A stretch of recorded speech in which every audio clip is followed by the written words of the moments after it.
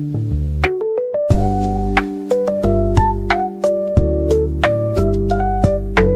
っほー、りんって言います。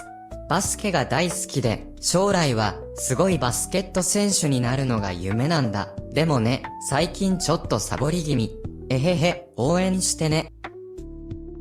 こんにちは、イーナです。小さい頃からぬいぐるみに授業ごっこするのが大好きで、将来は本当の先生になりたいと思っています。子供たちに楽しく勉強を教えたいんだ。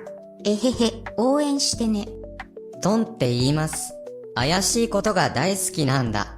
友達には変わって言われるけど、僕はただ、細かいところに気づくだけ。将来の夢？もちろん、名探偵になること。君の秘密も、もうバレてるかもよ。